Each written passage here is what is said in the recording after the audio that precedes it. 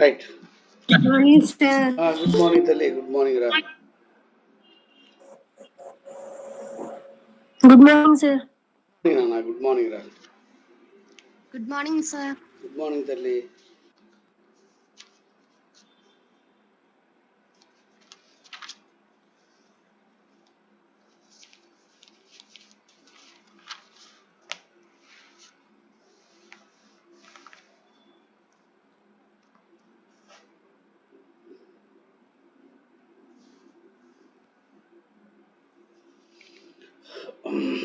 Right. మనం ఈరోజు బీమా regulatory authority, insurance regulatory development authority గురించి తెలుసుకుంటాం. అయితే మనకి ఆర్థిక సంస్కరణలో భాగంగా ప్రభుత్వము ఈ బీమా రంగం అంటే ఇన్సూరెన్స్ సెక్టర్లో రిఫార్మ్స్ తీసుకురావాలని, బీమా రంగంలో సంస్కరణలు తీసుకురావాలనేటువంటి ఆలోచన చేయడం జరిగింది. మొత్తంగా సర్వీస్ సెక్టర్, ఇన్ఫ్రాస్ట్రక్చర్తో పాటు మౌలిక సదుపాయాల రంగంతో పాటు సేవల రంగంలో కూడా ఆర్థిక సంస్కరణలు అనేవి ప్రవేశపెట్టాలి అనేటువంటి దూర ఆలోచనతో ప్రభుత్వము ఏం చేసిందండి అంటే ఒక్కొక్క రంగం, సేవల రంగంలో ప్రధానమైనటువంటి విద్యుత్ రంగం కానీ, లేదంటే రవాణా రంగం కానీ, అదేవిధంగా బ్యాంకింగ్ రంగం కానీ, లేదంటే మూలధన మార్కెట్ కానీ, అదేవిధంగా మన యొక్క బీమా రంగాన్ని కూడా, ఇన్సూరెన్స్ సెక్టర్ని కూడా సంస్కరించాలి అనేటువంటి ప్రధానమైనటువంటి ఆలోచనలో నుంచి పుట్టుకొచ్చినదే ఏ రకంగా సంస్కరించాలి, ఇన్సూరెన్స్ రంగాన్ని ఏ రకంగా సంస్కరించాలి. ప్రపంచ దేశాల్లో ఉన్నటువంటి ఇన్సూరెన్స్ రంగాలతో మన భారతదేశంలో ఉన్న ఇన్సూరెన్స్ సెక్టర్ని కానీ మనం పరిశీలించినట్లయితే చాలా తక్కువగా ఇన్సూరెన్స్ అనేది ఇక్కడ జీవిత బీమా కానీ ఇతరత్రా బీమాలు కానీ జరుగుతూ ఉన్నాయి.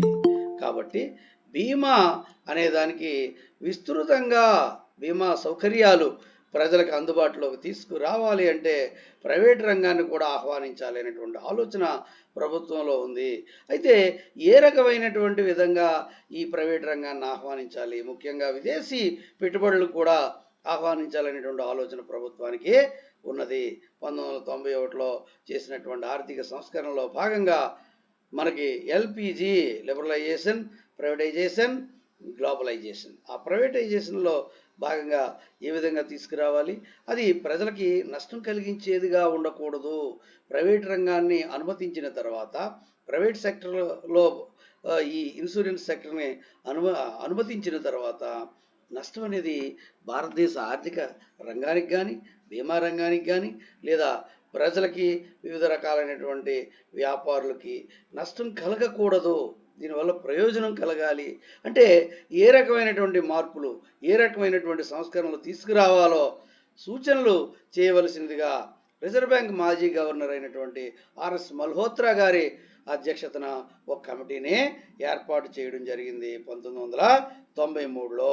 ఈ కమిటీ 1994లో చక్కగా అధ్యయనం చేసి ప్రపంచ బీమా రంగాల గురించి చక్కని అధ్యయనం చేసి, స్టడీ చేసి, తర్వాత ఒక రిపోర్ట్ని తయారు చేసి ప్రభుత్వానికి వివిధ రకాలైనటువంటి సూచనలు చేయడం జరిగింది. ఒక నివేదికని సమర్పిస్తూ బీమా రంగంలో చేయాల్సినటువంటి మార్పులకు సంబంధించినటువంటి సూచనలు, సిఫారసులు ఈ నివేదికలో తయారు చేసి ప్రభుత్వానికి అందించడం జరిగింది. అయితే దీనిలో భాగంగా ఏ రకంగా బీమా రంగాన్ని మనం తయారు చేయాలి అనేటువంటి విషయాల్ని మనం ఇంతకుముందు చెప్పుకోవడం జరిగింది. ఇందులో భాగంగానే ఐఆర్డిఏని ఏర్పాటు చేయాలి. ప్రైవేటైజేషన్తో పాటుగా విదేశీ సంస్థల నుంచి నిధులు అవి కూడా సేకరించుకోవాలి. విదేశీ సంస్థల్ని ప్రైవేటు పెట్టుబడుల్లో భాగంగా ప్రైవేటు రంగంలో విదేశీ సంస్థలను ఆహ్వానించాలని చెబుతూ, అదేవిధంగా జిఐసిని ఏ రకంగా సంస్కరించాలి, అదేవిధంగా సాధారణ బీమా, జీవిత బీమాలకి ఏ రకమైనటువంటి సంస్కరణలు చేయాలి అని చెబుతూ, అందులో భాగంగానే ప్రైవేట్ రంగాన్ని ఎప్పుడైతే మనం అనుమతించామో తప్పనిసరిగా బీమా రంగాన్ని రెగ్యులేట్ చేసేటువంటి ఒక సంస్థ ఉండాలి అనేటువంటి ఆలోచనతో ఐఆర్డిఏని ఏర్పాటు చేయాలని ఈ సంఘ సిఫార్సులు చేయడం జరిగింది. ఐఆర్డిఏ అంటే ఇన్సూరెన్స్ రెగ్యులేటరీ డెవలప్మెంట్ అథారిటీ అని దీన్ని చెప్పడం జరుగుతుంది. ఈ ఇన్సూరెన్స్ రెగ్యులేటరీ డెవలప్మెంట్ అథారిటీకి సంబంధించినటువంటి ఇన్సూరెన్స్ చట్టంలో దాని గురించి కూడా చేర్చడం జరిగింది. అయితే ప్రైవేట్ రంగ బీమా సంస్థలను నియంత్రించాల్సినటువంటి అవసరం ఉంది. ఎందుకంటే ప్రైవేట్ రంగం వారు లాభాల కోసమే ఆలోచన చేస్తారు. బీమా అనేది చాలా ముఖ్యమైనటువంటిది. ప్రజలకి జీవితాలకు సంబంధించినటువంటి బీమా, ఆరోగ్యానికి సంబంధించినటువంటి బీమా, వివిధ రకాలైనటువంటి ఆస్తులకు సంబంధించినటువంటి సాధారణ బీమా, అంతేకాకుండా వివిధ రకాలైనటువంటి వ్యాపారాలకు సంబంధించినటువంటి బీమా కూడా ఉంటుంది. దీని మీదే వ్యాపార రంగం బాగా ఈ రక్షణకి ఉపయోగపడుతుంది. కాబట్టి దీని పట్ల చాలామంది వ్యాపారులు ఆసక్తితో ఉంటారు. వారు బీమా చేస్తూ ఉంటారు. కనుక ఇందులో ప్రైవేట్ రంగం ఎప్పుడైతే బీమాకి సంబంధించినటువంటి కార్యకలాపాలు నిర్వర్తించడానికి ప్రైవేట్ రంగం ఎప్పుడైతే ప్రవేశిస్తుందో ఆ ప్రైవేటు రంగము ఏమిటండి ప్రధానంగా లాభాల కోసమే ధ్యేయంగా ఉంటుంది. కాబట్టి కొన్ని రకాలైనటువంటి పొరపాట్లు ప్రైవేటు రంగం వలన జరిగేటువంటి అవకాశం ఉంది. వాళ్ళ ఇష్టానుసారము రకరకాలుగా వారి యొక్క విధానాలు ఉంటే అది దేశానికి నష్టం కలిగిస్తుంది. ముఖ్యంగా బీమా రంగానికి, అదేవిధంగా వర్తక వ్యాపార పారిశ్రామిక రంగాలకు నష్టం కలుగుతుంది. ప్రజల యొక్క జీవిత బీమాకు సంబంధించి కూడా మోసపోయేటువంటి అవకాశాలు ఉన్నాయి. కాబట్టి వాటిని కంట్రోల్ చేయాల్సినటువంటి ఆవశ్యకత ఉంది అని చెప్పి ఆ కంట్రోల్ చేయడానికి ఒక అథారిటీ అనేది ఉండాలి, దానికి ఒక చట్టబద్ధత ఉండాలి అని చెప్పి ప్రైవేట్ రంగాన్ని కంట్రోల్ చేయడం కోసం ముఖ్యంగా ఐఆర్డిఏని తీసుకురావడం జరిగింది. ఈ ఐఆర్డిఏ అనేది ఇన్సూరెన్స్ రెగ్యులేటరీ అథారిటీ అనేది అప్పటి నుంచి ఏర్పాటు చేయడం జరిగింది. అయితే దీనికి కొన్ని రకాలైనటువంటి రెగ్యులేషన్స్ చేయాలి. కాబట్టి కొన్ని అధికారాలని కల్పించడం జరిగింది ఈ చట్టం ద్వారా. ఏమిటంటే అధికారాలు అంటే అన్ని బీమా కంపెనీలు తప్పనిసరిగా ఐఆర్డిఏలో నమోదు చేసుకోవాలి. ఈ ఐఆర్డిఏని ఏర్పాటు చేస్తుంది ప్రభుత్వము.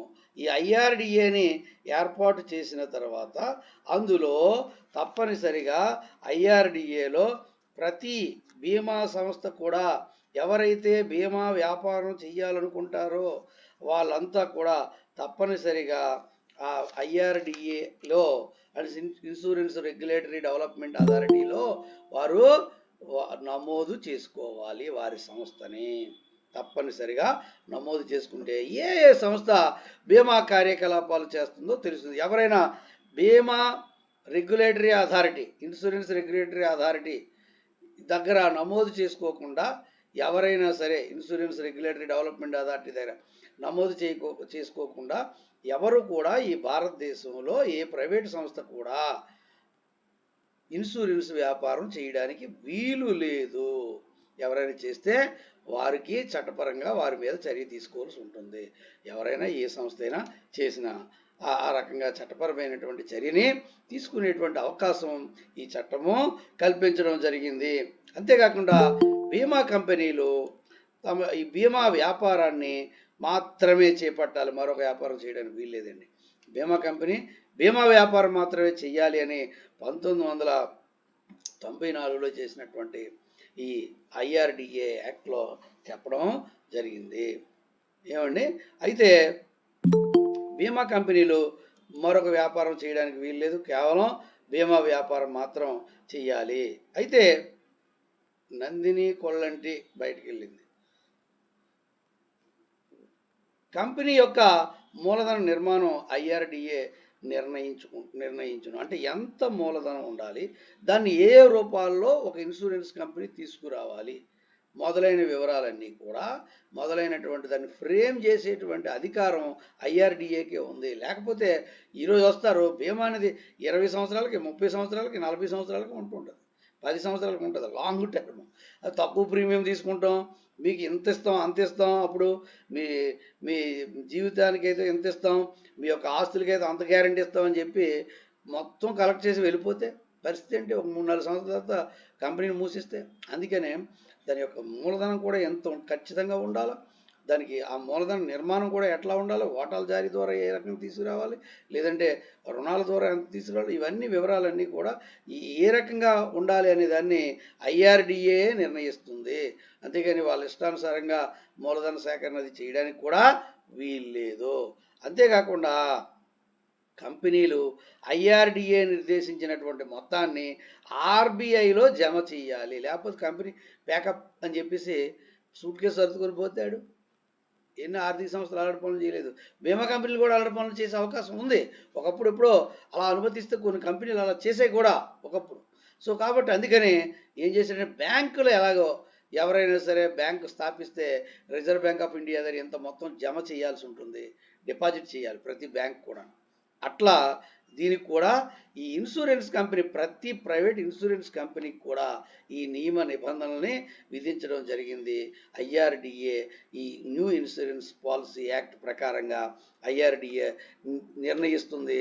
దాని ప్రకారంగా ఏమవుతుందండి అంటే వెళ్ళి ప్రతి ఇన్సూరెన్స్, బజాజ్ ఇన్సూరెన్స్ కంపెనీ కావచ్చు, Mahindra insurance Tata insurance company కావచ్చు, ఎవరైతే కానివ్వండి, చాలా కంపెనీలు వచ్చాయి ఇప్పుడు, ఒకప్పుడు ఏ లేవు. వాళ్ళందరూ కూడా ఐఆర్డిఏ నిబంధనల ప్రకారంగా మ్యాక్స్ లైఫ్ కానీ ఎవడైతే అవనివ్వండి వాళ్ళు తీసుకుని పోయి రిజర్వ్ బ్యాంక్ ఆఫ్ ఇండియాలో డిపాజిట్ చేయాలి. అసలు వాళ్ళు మూలధన నిర్మాణం ఎట్లా ఉండాలో కూడా నిర్ణయించేది ఐఆర్డిఏ. లేదా ఆ కంట్రోల్స్ లేకపోతే ఎవరెవరో వచ్చి సూట్ కేసు కంపెనీలు తయారవుతాయి, వాళ్ళు పెడతారు, కాగితాల మీదే కంపెనీ ఉంటుంది, వాళ్ళు ఏం చేస్తారంటే డబ్బు కలెక్ట్ చేసేస్తారు, పట్టుకుపోతారు. అందుకనే ఐఆర్డిఏ దగ్గర నమోదు చేయించుకోవాలి. అంతేకాకుండా ఐఆర్డిఏ చెప్పినట్టుగా మూలధన నిర్మాణం చేపట్టాలా. బీమా వ్యాపారం తప్పితే మరొక వ్యాపారం చేయడానికి వాళ్ళు వీల్లేదు, కేవలం బీమా వ్యాపారం మాత్రమే చేయాలి. అంతేకాకుండా ఐఆర్డిఏ నిర్దేశించిన ప్రకారంగా మూలధనాన్ని సేకరించాలా. మూలధన నిర్మాణం అనేది ఎట్లా ఉండాలనేది కూడా ఐఆర్డిఏ నిర్ణయిస్తుంది.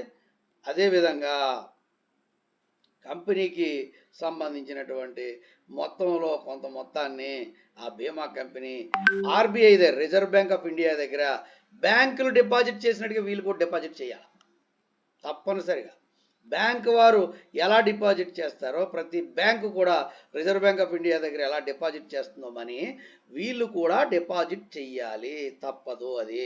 సో అది కూడా నిర్ణయాలు. ఎందుకంటే వీళ్ళు కంపెనీలు మూసేయడానికి వీలు లేకుండా వాళ్ళకి అన్ని రకాలుగా ఒక చట్టంలో పెట్టడం జరిగింది, ఒక పద్ధతిలో కంట్రోల్లో పెట్టడం జరిగింది. ఆ కంట్రోల్ చేయడానికే, ఈ రెగ్యులేట్ చేయడానికి ఇది ఉంది. ఈ సంస్థ ఆ రకంగా రెగ్యులేట్ చేయడం జరుగుతుంది. లేదంటే చాలా కంపెనీలు ముందుకు వచ్చేస్తాయి. బీమా వ్యాపారం మంచి లాభాలతో కూడుకున్నటువంటి వ్యాపారం కాబట్టి ఈ లాభాలన్నీ పట్టుకుని ఎక్కడికో సూట్ కేసు మూసి వెళ్ళిపోవచ్చు. మనకి నీరవ్ మోడీలు ఉన్నారు, చూస్తున్నాం కదా, విజయ్ మాల్యాలు ఉన్నారు, అలా అనేక మంది మనకి మన దేశం వాళ్ళు ఉన్నారు. మరి విదేశాల నుంచి వచ్చిన వాళ్ళు ఊరుకుంటారా?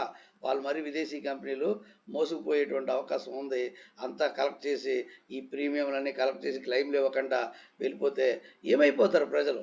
అది పబ్లిక్తో కూడుకున్నటువంటి వ్యాపారం, ఇది పబ్లిక్తో చేసేటువంటి వ్యాపారం కాబట్టి చాలా జాగ్రత్తగా ఉండాల్సినటువంటి వ్యవహారం ఉంది. ఇది డైరెక్ట్గా వ్యాపారం పబ్లిక్తో చేస్తారు కాబట్టి అందులో వారి జీవితాలకి, వారి ఆస్తులకి, వారి వ్యాపారాలకి సంబంధించినటువంటిది ఇది. వాటి రక్షణకి సంబంధించినటువంటి వ్యవహారం. మోసపోతే చాలా జీవితాలు, కుటుంబాలు, వ్యాపారాలు మూసుకుపోయేటువంటి పరిస్థితి వస్తుంది, జీవితాలు పోయేటువంటి పరిస్థితి వస్తుంది, కుటుంబాలు రోడ్డును పడేటువంటి పరిస్థితి వస్తుంది. కాబట్టి అందుకనే ఈ ఐఆర్డిఏ ద్వారా ఇన్ని నిబంధనల్ని ప్రభుత్వం ఏర్పాటు చేయడం జరిగింది. ఎందుకంటే ప్రైవేటైజేషన్ చేసేస్తున్నాం కాబట్టి అందరికీ అన్నీ అందుబాటులోకి వచ్చేస్తాయి, చాలా పెద్ద వ్యాపారం పెరుగుతుంది, ఎక్కువ మందికి ఉద్యోగాలు లభిస్తాయి, ఉపాధి లభిస్తుందని, అదేవిధంగా జాతీయ ఉత్పత్తి పెరుగుతుంది, సేవల రంగంలో ఇవన్నీ అనుకోవచ్చు. ఆ రకంగా మనం ఆ సంతోషించడంతో పాటు వెనకున్నటువంటి పరిస్థితులను కూడా గమనించాలి. కీడెంచి మేలెంచాలన్నారు. ఊరికే మనం ఆనందపడిపోవాల్సినటువంటి పరిస్థితి కాదు, అవసరమే, అవన్నీ అవుతాయి, అవన్నీ కావాలి. అదే సమయంలో కొన్ని రకాలైనటువంటి సంస్థలు డూప్లికేట్ కార్యక్రమాలు చేసేటువంటి అవకాశం ఉంది. అది అటువంటి పనులు చేస్తే, ఆ తప్పుడు పనులు చేస్తే ప్రజలు నష్టపోతారు, డైరెక్ట్గా ప్రజలు నష్టపోతారు, వ్యాపారాలు నష్టపోతాయి, ప్రజల ఆస్తులు పోతాయి, ఇన్ని సమస్యలు ఉంటాయి. అందుకని తప్పనిసరిగా ఐఆర్డిఏ అనే దాన్ని ఇక్కడ ప్రవేశపెట్టడం జరిగింది. ఐఆర్డిఏకి రెగ్యులేట్ చేయడానికి, ఐఆర్డిఏకి ఈ ఇన్సూరెన్స్ ప్రైవేట్ ఇన్సూరెన్స్ కంపెనీలని రెగ్యులేట్ చేయడానికి ఇన్ని రకాలైనటువంటి అధికారాలని కల్పించడం జరిగింది. అంతేకాదు కంపెనీ వీళ్ళ యొక్క ఖాతాలు, బ్యాలెన్స్ షీట్లు ఐఆర్డిఏకి ప్రతి సంవత్సరం వాళ్ళు ఎప్పటికప్పటికి సబ్మిట్ చేయాలి. బ్యాంకులు ఎలా రిజర్వ్ బ్యాంక్ ఆఫ్ ఇండియాకి సబ్మిట్ చేయాలి, అలాగే వారి యొక్క బ్యాలెన్స్ షీట్లు, ఖాతాలు ఎలా సబ్మిట్ చేయాలో రిజర్వ్ బ్యాంక్ ఆఫ్ ఇండియాకి, ఇక్కడ ఐఆర్డిఏకి ప్రతి ఇన్సూరెన్స్ కంపెనీ తన యొక్క ఖాతాల వివరాలు మరియు బ్యాలెన్స్ షీట్ వివరాలు, ఆస్తులు, అప్పులు, క్లెయిములు ఇవన్నీ అందులో ఉంటాయి. ప్రీమియం ద్వారా ఎంత వచ్చింది, చందాల రూపంలో మొత్తం ఏ రకాలైనటువంటి పథకాలు ప్రవేశపెట్టాలన్నా ఐఆర్డిఏ అనుమతి మాత్రం తీసుకోవాలి ఖచ్చితంగా. ఏ రకమైనటువంటి పాలసీలు ఏ ఒక ఇన్సూరెన్స్ కంపెనీ ప్రవేశపెట్టాలన్నా తప్పనిసరిగా ఐఆర్డిఏ యొక్క అనుమతిని తీసుకోవాలి. చూడండి, బ్యాంకులు కొత్త బ్రాంచ్ని ఎక్కడైనా పెట్టాలి అంటే తప్పనిసరిగా మనం రిజర్వ్ బ్యాంక్ ఆఫ్ ఇండియా యొక్క అనుమతి తీసుకోవాలి. ఏ బ్యాంక్ వాడైనా కొత్త బ్రాంచ్ని నెలకొల్పాలంటే ఆర్బీఐ అనుమతి తీసుకోవాలి. అట్లానే ఇక్కడ కూడా ఎవరైనా కొత్త పాలసీలు పెట్టాలన్నా సరే ఆమోదం పొందాలి, ఐఆర్డిఏ నుంచి ఆమోదం పొందాలి. ఐఆర్డిఏకి ఆ ఇన్సూరెన్స్ కంపెనీ యొక్క ఖాతాల వివరాలు, ఇన్సూరెన్స్ కంపెనీ యొక్క బ్యాలెన్స్ షీట్లు తప్పనిసరిగా, అంటే ఏంటంటే ముగింపు లెక్కల నివేదికలు ఏమిటండి, తప్పనిసరిగా దానికి ఐఆర్డిఏకి ప్రతి ఇన్సూరెన్స్ కంపెనీ ప్రతి సంవత్సరం సబ్మిట్ చేయాల్సినటువంటి అవసరం ఉంటుంది. అదేవిధంగా ఈ ఐఆర్డిఏ ఆమోదించినటువంటి సెక్యూరిటీలపై పెట్టుబడులను ఆస్తుల రూపంలో సూచిస్తుంది. అంటే ఐఆర్డిఏ ఆమోదించినటువంటి సెక్యూరిటీలపై పెట్టుబడులు ఆస్తుల రూపంలో ఇవి సూచించడం జరుగుతుంది. ఐఆర్డిఏ ఆమోదించినటువంటి సెక్యూరిటీల మీద మాత్రం వీళ్ళు పెట్టుబడులు పెట్టాలి. ఆ పెట్టుబడులు ఐఆర్డిఏ సూచించింది ఎక్కడ పడితే అక్కడ ఏ కంపెనీకి పెడితే ఆ కంపెనీలు సెక్యూరిటీలు కొనియాలంటే ఇష్టానుసారం కొంటే కుదరదు. ఎందుకంటే ఈ కంపెనీ పెట్టినవాడు, ఇన్సూరెన్స్ కంపెనీ పెట్టినవాడు, వాడిది వేరే కంపెనీ ఉందనుకోండి, ఆ కంపెనీలో అనవసరంగా దానికి పెట్టుబడి ఏది లేదు, ఎవరు కొనట్లేదు అనుకోండి, భూమి రప్పించాలంటే అందులో కొనేసే అవకాశం ఉంది. కాబట్టి ఐఆర్డిఏ ఎందులో పెడితే పెట్టుబడి లాభం ఉంటుందో ఇన్సూరెన్స్ కంపెనీకి అంచనా వేసి ఆ సెక్యూరిటీలని సూచించడం జరుగుతుంది. ఒక 10-20 సెక్యూరిటీలు సూచిస్తుంది కంపెనీ, ఏది ఐఆర్డిఏ. ఆ కంపెనీ ఆటోమేటిక్ ఇన్సూరెన్స్ కంపెనీ అందులోనే పెట్టుబడి పెట్టాలి, ఇంక వేరే దాంట్లల్లో పెట్టుబడి పెట్టడానికి వీల్లేదు. ఇక సాధారణ బీమా యొక్క వ్యాపార స్వభావాన్ని ఐఆర్డిఏదే సూచించడం జరుగుతుంది. సాధారణ బీమా యొక్క వ్యాపారం ఏ రకంగా ఉంటుందో, అది జనరల్ ఇన్సూరెన్స్, దానికి సంబంధించినటువంటి స్వభావాన్ని, అంటే ఏ రకమైనటువంటి పాలసీలు తీసుకురావాలి, వేటికైతే అనుకూలంగా ఉంటుంది, అది వ్యాపారులకి లేదా ఆస్తులకి, ఎవరైతే ఆస్తులకి ఓనర్స్ అయితే వాళ్ళకి, ఇటు బీమా కంపెనీకి ఏదైతే సానుకూలంగా ఉంటుందో అటువంటి వాటిని మాత్రం సూచించడం జరుగుతుంది. అదేవిధంగా సాధారణ బీమా తర్వాత ప్రతి ఆర్థిక సంవత్సరంలో పెట్టుబడి ఆస్తుల ప్రకటనను ఐఆర్డిఏకి సమర్పించాలి. ప్రతి ఆర్థిక సంవత్సరంలో ఎందులోనైతే సూచించింది అందులో ఎంత పెట్టుబడి పెట్టావో ఆ పెట్టుబడికి సంబంధించింది. ఇక సంస్థ యొక్క బీమా సంస్థ యొక్క ఆస్తులు, బీమా సంస్థ ఎందులో ఎంతెంత పెట్టుబడి పెట్టిందో ప్రతి సంవత్సరం ఎవరికండి అంటే ఐఆర్డిఏకి చూపించాలి. ఎంత పెట్టుబడి, ఎన్ని వేల కోట్లు, ఎన్ని వందల కోట్లు, ఎన్ని కోట్లు ఎందులో ఏ సెక్యూరిటీల్లో పెట్టుబడి పెట్టడం జరిగిందో దాని గురించి ముందుగానే సూచించాలి. ఎవరికండి అంటే మనం ఐఆర్డిఏకి ప్రతి ఇన్సూరెన్స్ కంపెనీ చూపించాలి. అంతేకాకుండా ఈ ఆస్తుల యొక్క వివరాలు కూడా తెలియజేయాలి. ఎప్పటికప్పటికి ఆస్తులు మారుతూ ఉంటాయి, అది లిక్విడ్ అసెట్స్ ఉంటాయి, కరెంట్ అసెట్స్ ఉంటాయి, మరి పర్మనెంట్ అసెట్స్ ఉంటాయి. కాబట్టి movable, immovable assets, tangible, intangible assets మొదలైనటువంటి వివరాలు అన్నీ కూడా కనిపించని ఆస్తులు మరియు స్థిరాస్తులు, చరాస్తులు ఎంతెంత ఉన్నాయో వాటి యొక్క వివరాలు, అదేవిధంగా ఆ సంవత్సరం ఎందులో ఏ సెక్యూరిటీల్లో లేదా ఎందులో ఎంత పెట్టుబడి పెట్టారో ఆ బీమా కంపెనీ వారు ఆ వివరాలు, ప్రీమియం ద్వారా ఎంత మొత్తం వచ్చిందో అటువంటి ఖాతా వివరాలు, అదేవిధంగా బ్యాలెన్స్ షీటు, అదేవిధంగా మీకు బ్యాలెన్స్ షీటు సంబంధించినటువంటి పూర్తి వివరాలు అవన్నీ కూడా చూపించాల్సినటువంటి అవసరం, ఐఆర్డిఏకి సమర్పించాల్సినటువంటి అవసరం ప్రతి బీమా కంపెనీకి ఉన్నది. అదేవిధంగా అన్ని బీమా సంస్థలు తమ వ్యాపారంలో కొంత శాతం పంటల బీమాకు కేటాయించాలి. ఇది ఆర్థికంగా బలహీన వర్గాలతో సహా అసంఘటిత రంగాన్ని ఇది ఒక రకంగా కవర్ చేయడం జరుగుతుంది. అందుకనే ఇది నిర్బంధంగా ఏర్పాటు చేయడం జరిగిందండి. ఏమిటంటే ప్రతి బీమా కంపెనీ కూడా పంటల బీమాకి ఎవరు కూడా ఇవ్వడానికి, పంటల బీమా చేయడానికి ఏ ఇన్సూరెన్స్ కంపెనీ ముందుకెళ్ళదు. ఎందుకంటే దానివల్ల పెద్ద లాభం ఉండదు. కాబట్టి పంటల బీమా చేయడానికి ముందుకు వెళ్ళేటువంటి పరిస్థితి ఉండదు. ఎవరు కూడా ఉద్యుక్తులు కారు. దానివల్ల రైతులకు పంటల బీమా ఉండడం వల్ల అనేక సందర్భాల్లో ప్రతి సంవత్సరం పంటలు వేసిన తర్వాత రైతులకు ఏమవుతుందండి, క్షామము రావడం కానీ, వర్షాలు లేకపోవడం కానీ, అయితే అతివృష్టి లేకపోతే అనావృష్టి. కొన్ని సందర్భాల్లో వర్షాలు లేక పంటలు ఎండిపోయిపోతాయి. వరుణదేవుని పూజిస్తూ ఉంటారు ప్రజలు.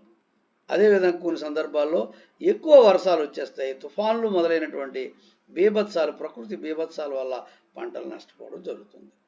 అలా 2 రకాలుగా పంటలకి నష్టం సంభవిస్తుంది. కాబట్టి రైతులు ఆరుగాలం పనిచేసి కష్టపడి పంటలు పండించిన తర్వాత ఆ పంటలు సరిగా ఇంటికి కళ్ళంలోకి రాకపోవడం అనేది వారి యొక్క ఇళ్ళకి తెచ్చుకోలేకపోయినటువంటి పరిస్థితులు ఉంటాయి. కాబట్టి అనేక పంటల నష్టం జరుగుతూ ఉంటుంది. ఆ నష్టాన్ని బీమా కానీ చేయగలిగితే, బీమా క్లెయిములు అంటే బీమా సంస్థలు వాటికి పాలసీలు చేసినట్లయితే రైతులకి ప్రయోజనకరంగా ఉంటుంది. ఈవెన్ ఆఖరికి ప్రభుత్వం బీమా చేద్దామనే ముందుకు వచ్చేటువంటి పరిస్థితి చాలా సంస్థల్లో ఉండేది కాదు. అందుకనే ప్రతి బీమా సంస్థకి తప్పనిసరిగా ఎంతో కొంత పంటల బీమా అనేది ఉండాలి అని ఐఆర్డిఏ చెప్పడం జరిగింది. అది ఒక నిర్బంధంగా ఆ విషయాన్ని, అంటే ఆ పంటల బీమాని ప్రతి బీమా సంస్థతో ఇప్పుడు చేయించడం జరుగుతుంది. అందువల్ల రైతుల యొక్క, దేశంలో ఉన్నటువంటి రైతుల పంటల అన్నీ కూడా పంటల బీమాలో కవర్ అవుతాయి. ప్రభుత్వాలు కొంతవరకు చేస్తూ ఉంటాయి, కొన్ని రైతులు కూడా పంటల బీమా చేసుకుంటూ ఉంటారు. అంటే ఎవరైనా సరే ఎక్కువ లాభం ఎక్కడొస్తుందో దానికి అటువైపే వ్యాపారం చేయడానికి చూస్తారండి. ఒక షాపు ఏ ప్రాంతంలో పెడితే మంచి అమ్మకాలు జరిగి లాభాలు వస్తాయో చూసుకుంటారు, అక్కడే పెడతారు. అంతేగాని లాభాలు రాని చోట పెట్టడానికి ఇష్టపడరు, అందులో ముఖ్యంగా ప్రైవేట్ రంగం. అదే ప్రభుత్వం అయితే ఏం చేస్తుందండి అంటే, ప్రభుత్వ రంగం అయితే ప్రజా సంక్షేమానికి పెద్దపీట వేయడం జరుగుతుంది. ప్రైవేట్ రంగం అయితే లాభాలకు పెద్దపీట వేస్తాయి.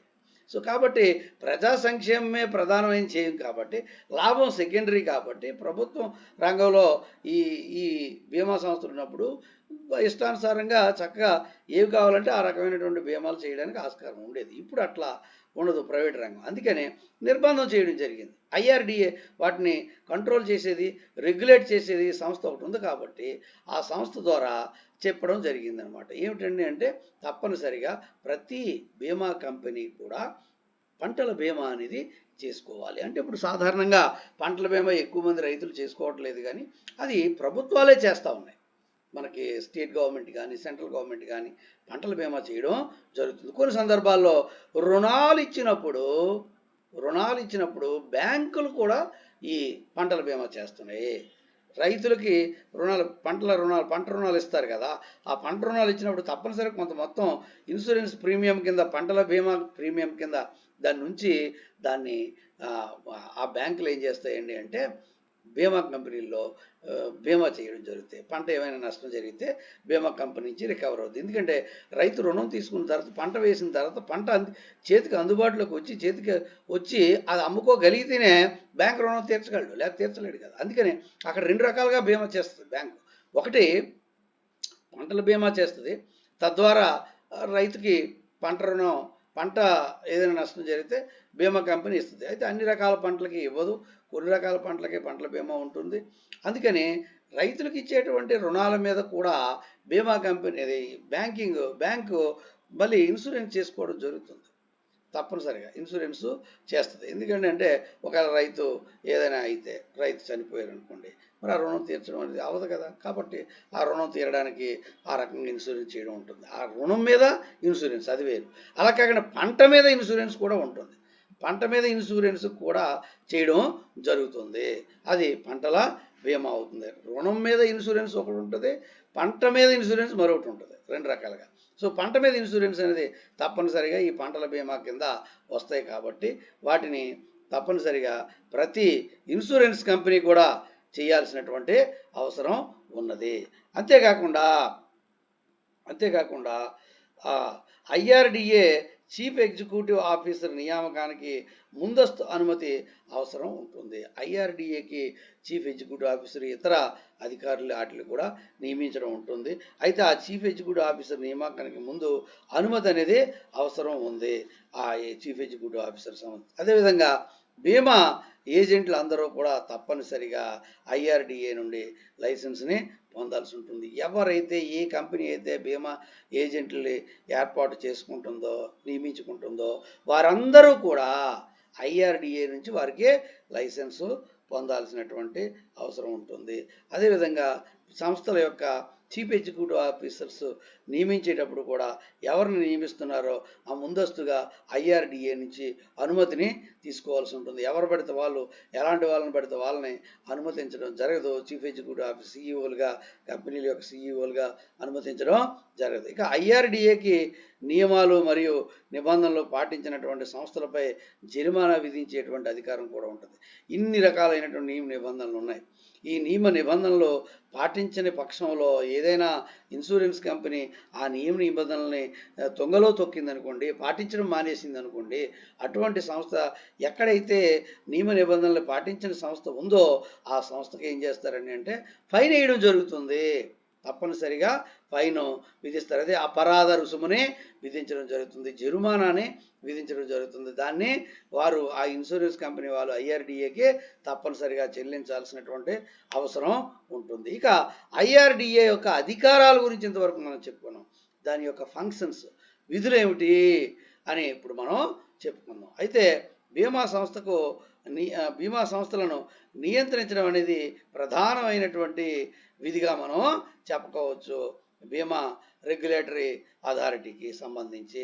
అంతేకాకుండా బీమా కంపెనీలను ఈ క్రింది అంశాల ద్వారా కూడా నియంత్రించడం జరుగుతుంది. ఏమిటండి ఆ అంశాలంటే ఉద్యోగం చేసేటువంటి వ్యక్తులు, వ్యాపార స్వభావము, తర్వాత నష్టాలను కవర్ చేయడము, తర్వాత నష్టాలను కవర్ చేయడానికి నియమ నిబంధనలు మరియు ఒప్పందాలు ఐఆర్డిఏచే సూచించబడతాయి.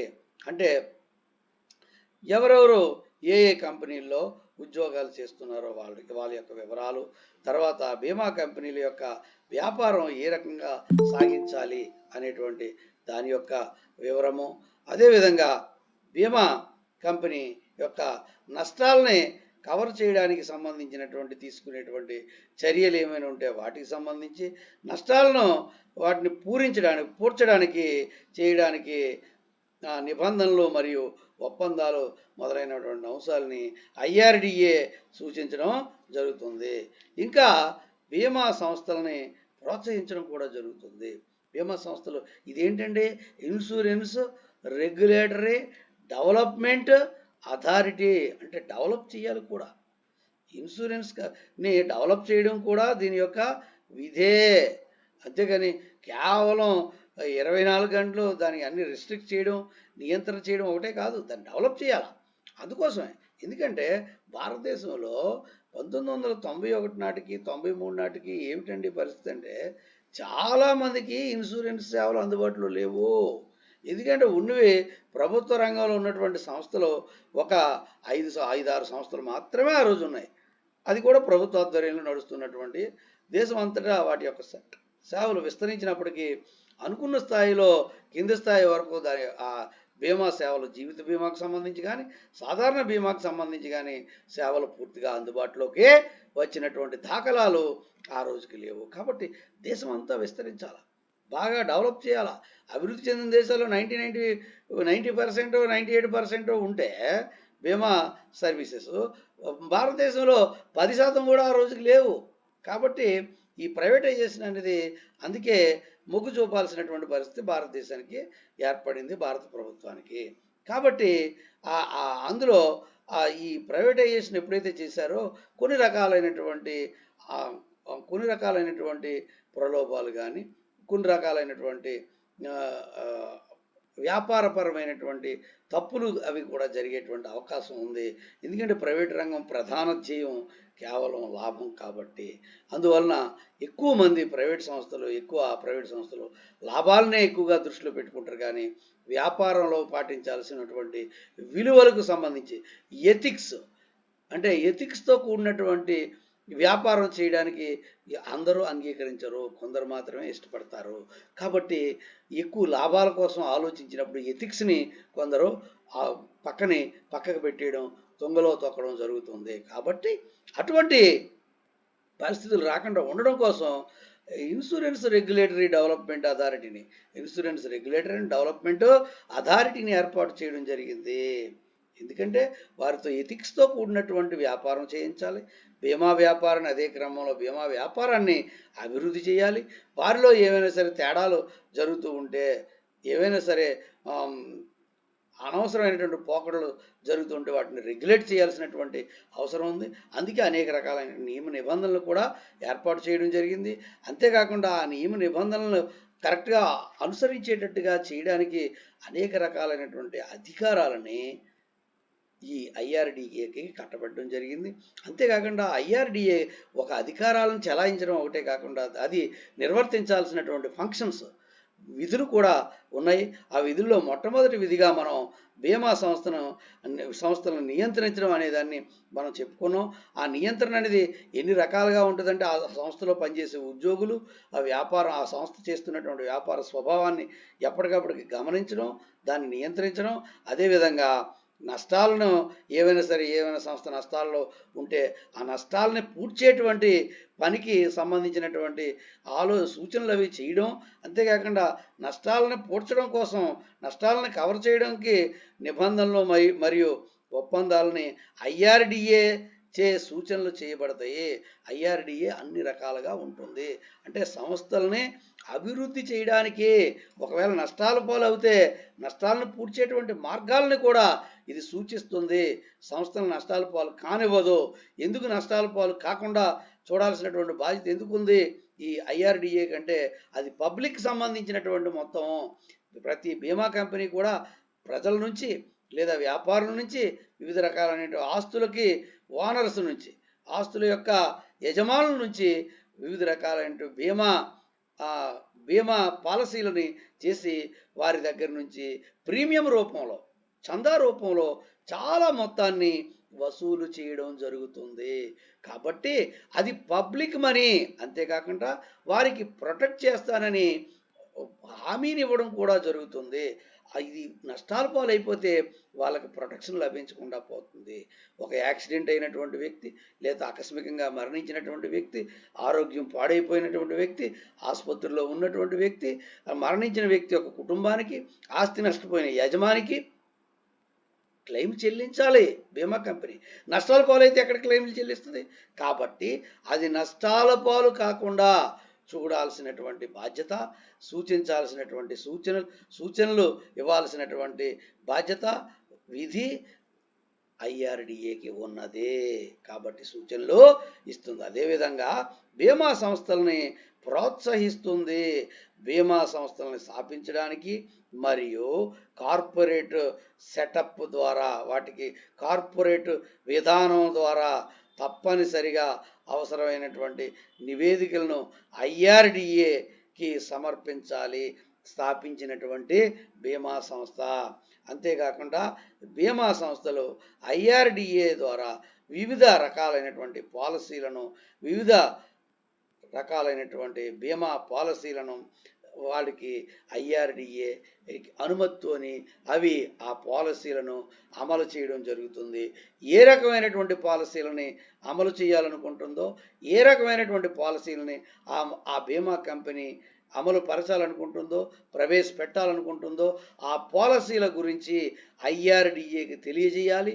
ఐఆర్డిఏ వాటిని పూర్తిగా ఎగ్జామిన్ చేసి, చక్కగా పరిశీలించి, భవిష్యత్తులో తప్పనిసరిగా వీటి యొక్క అవసరము పబ్లిక్ ఉంది, ఈ పాలసీ మంచి జరుగుతుంది, ఈ పాలసీ వల్ల ఇటు ప్రజలకి, అటు బీమా కంపెనీకి ప్రయోజనం ఉంటుంది అని అనుకున్నప్పుడు తప్పనిసరిగా ఆ పాలసీలని తీసుకురావడానికి అనుమతించడం జరుగుతుంది. ఎవరండి? బీమా కంపెనీ వారు అనుమతిస్తారు, లేకపోతే వాటిని అనుమతించరు. అయితే ఏ పాలసీ అయినా సరే తీసుకురావాలంటే ఏ బీమా కంపెనీ అయినా తప్పనిసరిగా బీమా రెగ్యులేటరీ అథారిటీ అయినటువంటి ఆ ఐఆర్డిఏని అనుమతి తీసుకున్న మేరకే వాటిని కొత్త పాలసీని ప్రవేశపెట్టాలి. అంతేకాకుండా బీమా ఇంకా రీఎంబర్స్మెంట్ సంబంధించినటువంటి కంపెనీలకి వృద్ధిని ప్రోత్సహించడం కూడా ఇక్కడ ఐఆర్డిఏ కొత్త కంపెనీల యొక్క ప్రమోషన్ని ప్రోత్సహించడంలో భాగంగా చేస్తుంది. అంతేకాకుండా బీమా సంస్థలు వాటి యొక్క అనుబంధ సంస్థలుగా ప్రోత్సహించడానికి బ్యాంకులకు అనుమతి ఇవ్వడం జరుగుతుంది. అంటే వివిధ రకాలైనటువంటి బ్యాంకులు బీమా వ్యాపారం చేసుకోవడానికి కూడా ఈ ఐఆర్డిఏ అనుమతించడం జరుగుతుంది. ఎందుకంటే బ్యాంకుల ద్వారానే చాలా రకాలైనటువంటి బీమాలు చేయడం జరుగుతుంది.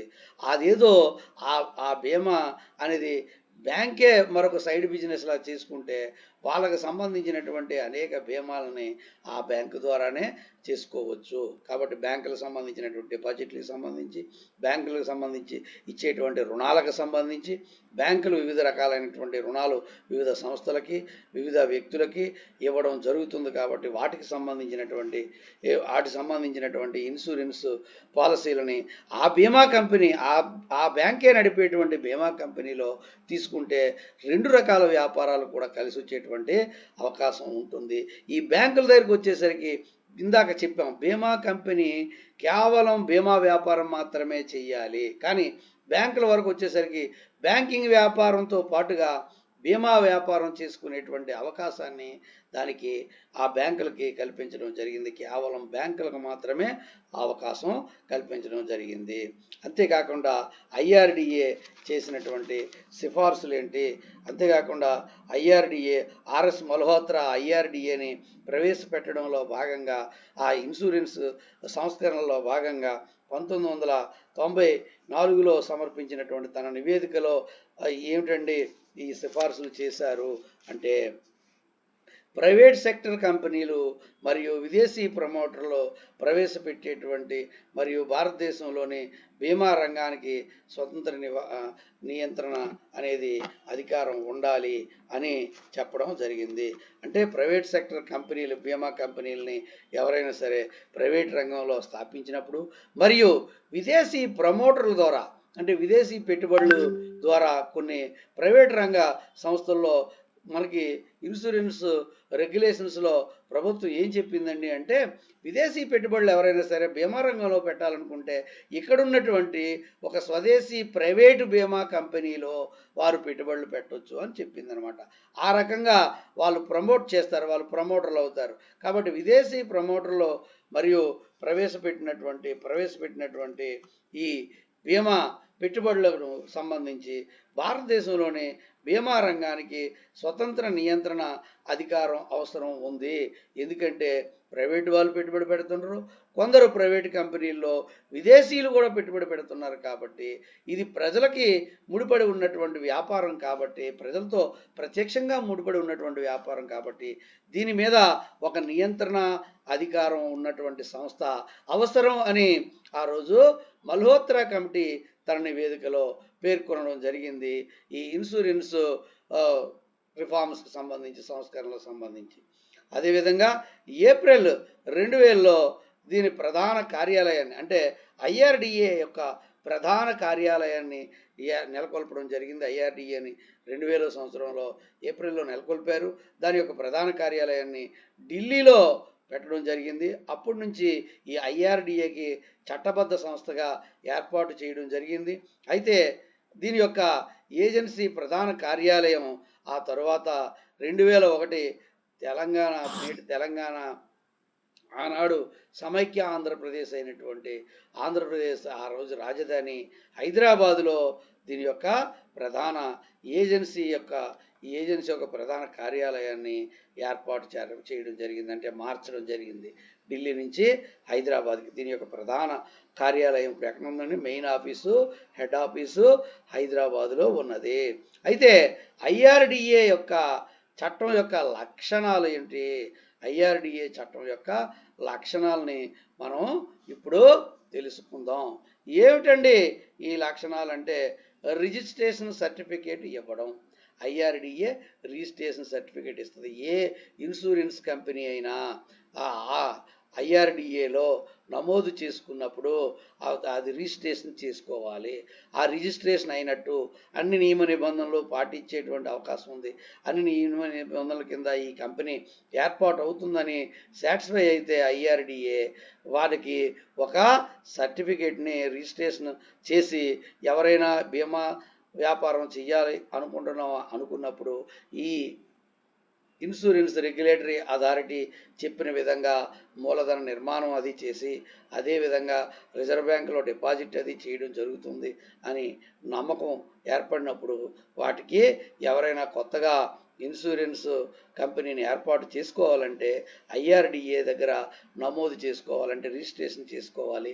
రిజిస్ట్రేషన్ చేసుకున్న తర్వాత ఐఆర్డిఏ ఏం చేస్తుందంటే, రిజిస్ట్రేషన్ చేసి కొత్త ఇన్సూరెన్స్ కంపెనీకి రిజిస్ట్రేషన్ చేసిన తర్వాత ఆ కంపెనీ రిజిస్ట్రేషన్ అయినట్టుగా సర్టిఫికేటు ఇవ్వడం జరుగుతుంది.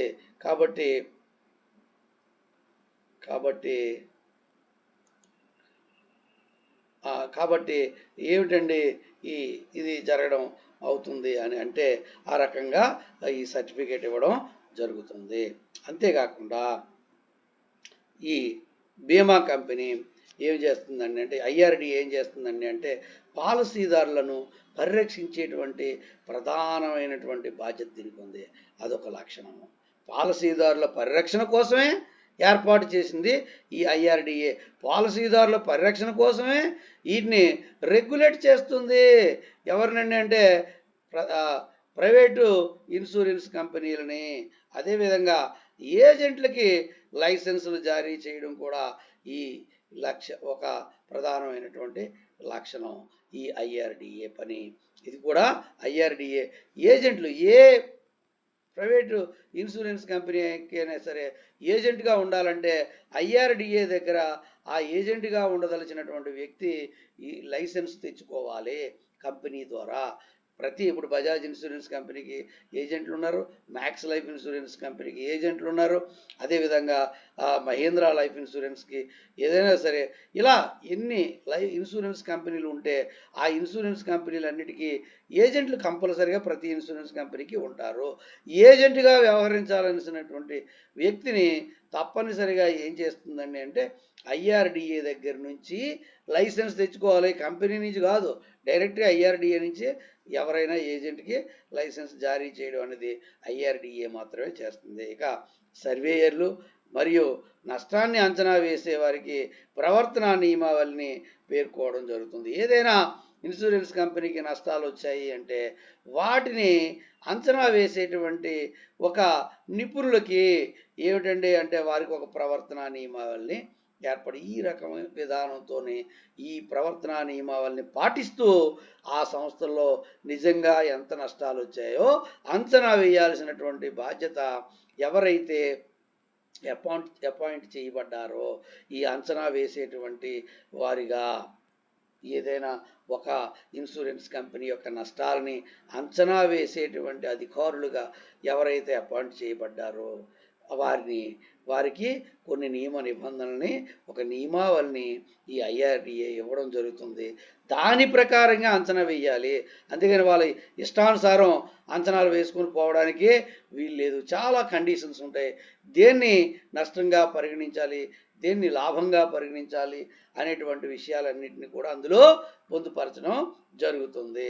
అదేవిధంగా బీమా వ్యాపారంలో అభివృద్ధిని ప్రోత్సహించడం కూడా ఈ బీమా రెగ్యులేటరీ అథారిటీ యొక్క ప్రధానమైనటువంటి మరొక లక్షణం. దాన్ని అభివృద్ధి చేయాలి. బీమా వ్యాపారాన్ని అభివృద్ధి చేయడమే చేయము. దానివల్ల ప్రజలకి, వ్యాపారులకి, ఆస్తుల యొక్క యజమానులకి ఉపయోగం ఉంటుంది. అంతేకాకుండా ఆర్థిక వ్యవస్థకు ఉపయోగం ఉంటుంది. అనేక మందికి ఉపాధి లభిస్తుంది. అందులో ప్రత్యక్షంగా పరోక్షంగా అనేక మందికి ఈ బీమా వ్యాపారం వల్ల ఉపాధి లభించడం, అనేక మందికి రక్షణ లభించడం కూడా జరుగుతుంది. కాబట్టి ఈ వ్యాపారాన్ని అభివృద్ధి చేయాలి, విస్తృతీకరించాలి, అందరికీ, దేశ ప్రజలందరికీ అందుబాటులోకి తీసుకొని పోవాలి అనేదే ఐఆర్డిఏ యొక్క ప్రధానమైనటువంటి ధ్యేయము. అంతేకాకుండా పాలసీదారులు బీమా సంస్థ పాలసీ ధరలను, షరతులను, నియమ నిబంధనలను తెలియజేయడం జరుగుతుంది. పాలసీదారులు ఎవరైతే ఉన్నారో వారందరికీ ఈ కంపెనీల ద్వారా వారి యొక్క బీమా సంస్థ యొక్క పాలసీ ధర ఎంత, అంతేకాకుండా దానికి షరతులు ఏమున్నాయి, ఏదైనా ఏ రకమైనటువంటి పాలసీని ఇచ్చినప్పుడు, అంటే ఆస్తులకు సంబంధించి సాధారణ బీమా చేసినప్పుడు కానీ, ఆరోగ్య బీమా చేసినప్పుడు కానీ, అగ్ని ప్రమాద బీమా చేసినప్పుడు కానీ, పాలసీ ఇచ్చినప్పుడు కానీ, లేదంటే జీవిత బీమాకు సంబంధించిన వివిధ రకాలైనటువంటి పాలసీలను ఇచ్చినప్పుడు కానీ కొన్ని నియమ నిబంధనలు, కంపెనీ పెట్టినటువంటి నియమ నిబంధనలు, అది కూడా ఐఆర్డిఏ యొక్క అనుమతితో పెట్టినటువంటి పాలసీలకు సంబంధించినటువంటి చేసినటువంటి నియమ నిబంధనలు ఖచ్చితంగా వారికి తెలియజేయాలి. ప్రీమియం ఎంత అవుతుంది, ఆ ప్రీమియం చందా ఎంత అవుతుందో దాని వివరాలు కూడా తెలియజేయాలి. అంతేకాకుండా ఏ రకమైనటువంటి షరతులు దీనికి ఉన్నాయో ఆ షరతులు కూడా తెలియజేయాలి. అంతేకాకుండా ఇంకా నియమ నిబంధనలు ఏమైనా ఉంటే ఆ పాలసీలకు సంబంధించి అవి కూడా పాలసీదారులకు తెలియజేయాలి అని ఈ ఐఆర్డిఏ ప్రతి ఇన్సూరెన్స్ కంపెనీకి నియమాలలో చేర్చడం జరుగుతుంది. అవి చేసేటట్టుగా ఇది చూస్తుంది. ఎవరైనా ఆ పాలసీలకు సంబంధించి ఏ కంపెనీ అయినా పూర్తి వివరాలు ప్రజలకు అందుబాటులోకి తీసుకెళ్ళలేదని తెలిస్తే ఆ కంపెనీలపై చర్యలు తీసుకోవడం చేస్తుంది ఐఆర్డిఏ. అంతేకాకుండా బీమా వ్యాపారంలో పాలసీదారులకు సంబంధించినటువంటి ధరలు కూడా ఎంత ఉన్నాయో కూడా, ప్రీమియం ధరలు మొదలైనవి కూడా తెలియజేస్తుంది. ఇక బీమా వ్యాపారంలో బీమా సంస్థలకు ఇతర సంస్థలకు మధ్య ఉన్నటువంటి వివాదాలు ఏమైనా ఉంటే వాటిని పరిష్కరించడం కూడా బీమా కంపెనీ ఐఆర్డిఏ యొక్క ప్రధానమైనటువంటి మరొక లక్షణము. అంటే బీమా వ్యాపారంలో బీమా సంస్థకు మరి ఇతరులకి కొన్ని సందర్భాల్లో ఈ పాలసీలు చేయడం అది జరుగుతుంది. కాబట్టి వ్యక్తులకు సంబంధించి కానీ, లేదంటే వివిధ రకాలైనటువంటి సంస్థలతో కానీ బీమా పాలసీలు తీసుకొని క్లెయిమ్లు ఇచ్చే సందర్భంలో అనేక రకాలైనటువంటి వివాదాలు రావచ్చు. కండిషన్స్ అవి కూడా కరెక్టో కాకుండా ఉండవచ్చు. వాళ్ళు ఆ సమయంలో ఈ బీమా పాలసీదారులు, ఆ వినియోగదారులు వాటిని చూసి ఉండకపోవచ్చు. అటువంటి సందర్భాల్లో కొన్ని సమస్యలు వచ్చేటువంటి అవకాశం ఉన్నది.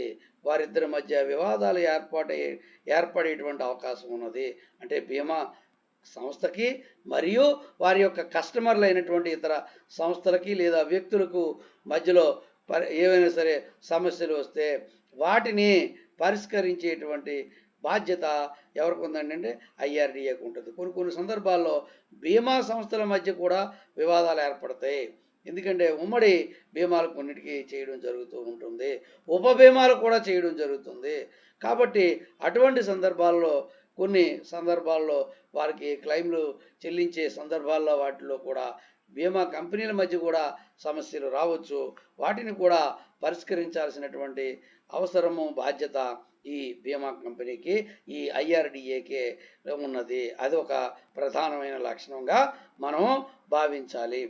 అవి ఏవైనా వివాదాలు ఏర్పడితే బీమా కంపెనీకి ఇతర సంస్థలకు మధ్య, లేదా బీమా సంస్థకి ఇతరులకు మధ్య పరిష్కారాలు, సమస్యలు ఏమైనా ఏర్పడితే, వివాదాలు ఏమైనా ఏర్పడితే వాటిని పరిష్కరించేటువంటి బాధ్యత కూడా ఒక లక్షణం కూడా ఐఆర్డిఏది. కాబట్టి ఐఆర్డిఏ లక్షణాల్లో ఇది కూడా ఒక ప్రధానమైనటువంటి లక్షణము. అంతేకాకుండా గ్రామీణ ప్రాంతాలలో బీమా వ్యాపారం చాలా తక్కువగా ఉంది. అసలు పట్టణ ప్రాంతాల్లోనే తక్కువ భారతదేశంలో, ఎప్పుడూ 2000 సంవత్సరానికి. కానీ గ్రామీణ ప్రాంతాల్లో మరీ తక్కువగా ఉంది. బీమా అనేది విస్తరించలేదు. గ్రామీణ ప్రాంతాలలో అన్ని గ్రామీణ ప్రాంతాలకి విస్తరింపజేయాలి.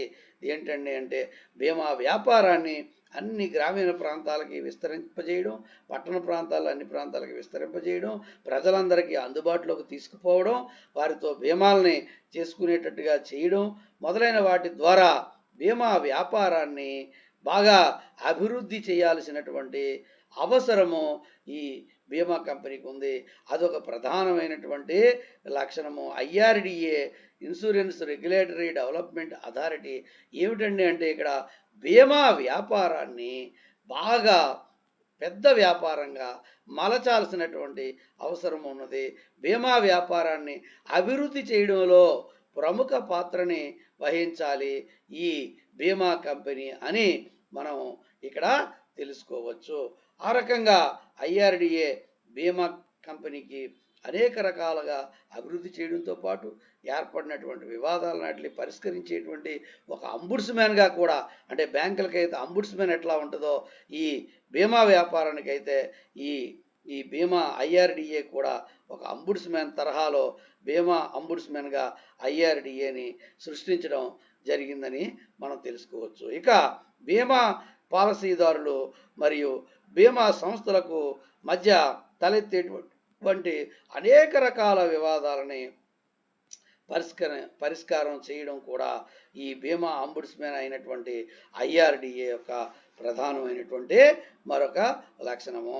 అంతేకాకుండా బీమా సంస్థలు చేసినటువంటి ఏవైనా ఫిర్యాదుల్ని కూడా బీమా అంబుడ్స్మ్యాన్ ద్వారా పరిష్కరించబడాలి.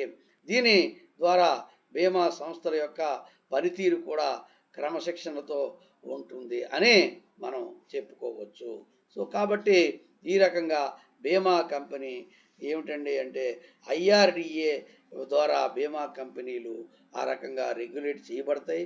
అదేవిధంగా వాటి యొక్క వ్యాపారం కూడా అభివృద్ధి చెందుతుంది. ఈ రకంగా మనం చెప్పుకోవచ్చు. రైట్. కాబట్టి మనం బీమా అనే దాన్ని ఈ రకంగా చేయడం జరుగుతుంది.